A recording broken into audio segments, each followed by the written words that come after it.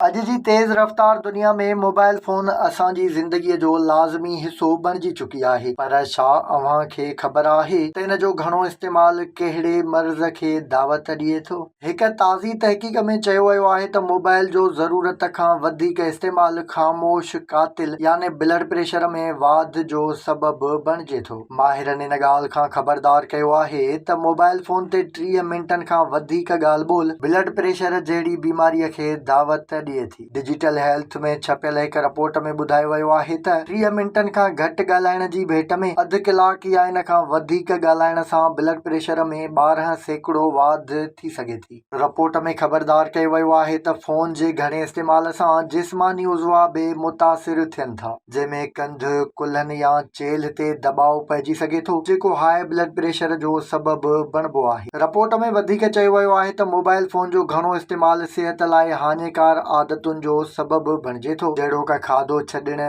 Junk food ते नेरनि करणु ऐं जिस्मानी वर्ज़िश खे नज़रअंदाज़ करणु, जेके रवैया हाई ब्लड प्रेशर ऐं सिहत जे ॿियनि मसइलनि में हिसो विझनि था।